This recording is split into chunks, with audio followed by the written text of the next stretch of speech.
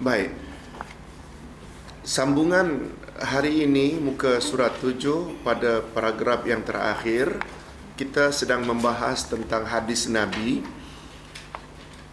muka surat 7, tetapi sesiapa yang menggantungkan hatinya hanya kepada Allah, iaitu hanya mengharap kepada Tuhannya yang maha berkuasa, lagi memiliki segala-galanya baik di langit maupun di bumi, niscaya sudah mencukupi.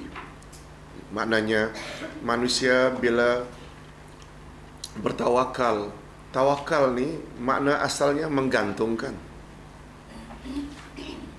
Tawakal makna asalnya iktimad. Iktimad ini bersandar. Bersandar. Iktimad itu bersandar atau berpaut atau bergantung.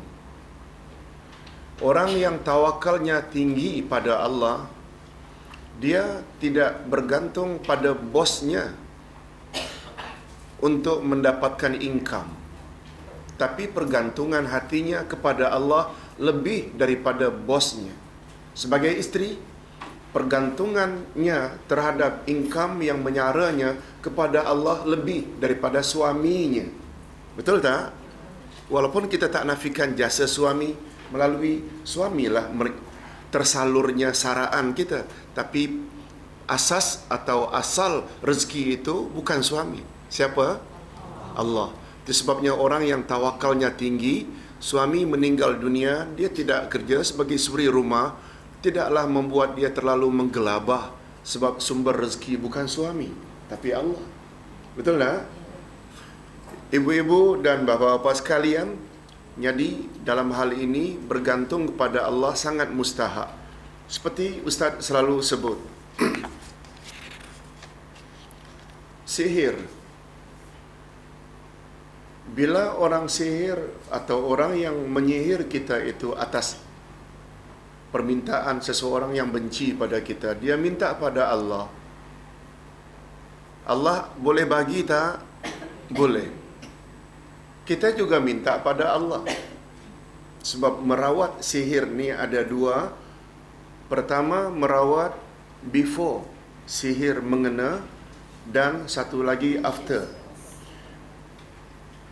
Yang paling baik ialah merawat diri ini sebelum sihir kena. Macam mana merawat sebelum kena? Mohon pada Allah, berzikirlah pada Allah, minta pada Allah agar Allah protect kita dari mana-mana orang yang ingin mengganggu.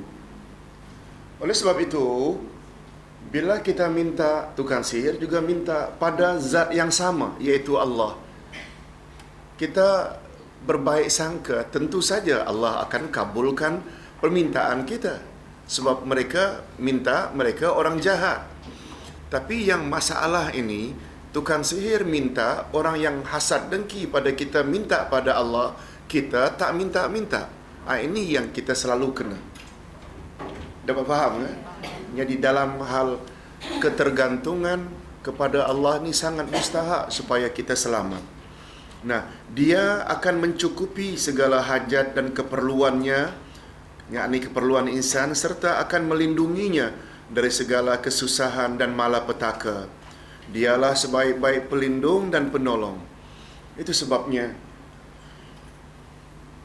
Nabi-Nabi terdahulu, terutama Nabi Ibrahim alaihi salatu wassalam, ketika dia akan dilontar dalam api oleh Raja Namrud, dia tawakal pada Allah dengan berdoa, hasbiyallahu hasbunallah wa ni'mal wakil, ni'mal maula wa ni'man nasir. Cukuplah Allah yang akan melindungiku. Cukuplah Allah sebagai pelindung. Akhirnya dilontar dalam api yang adatnya membakar jadi sejuk. Dalam akidah kita, api walaupun adatnya membakar, tapi api tak boleh membakar tanpa izin Allah. Betul tak?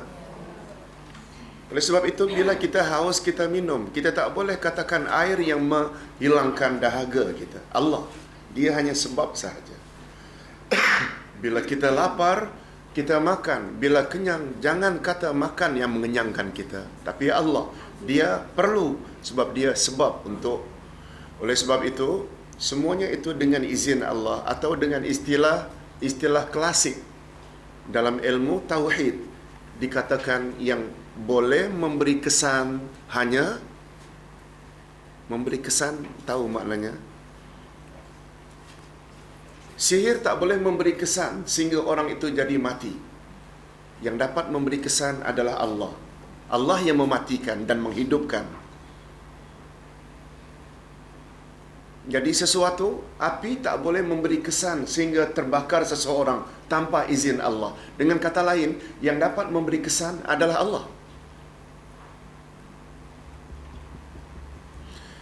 Itu sebabnya Nabi Muhammad sallallahu alaihi wasallam ketika beliau, ya cikgu, silakan.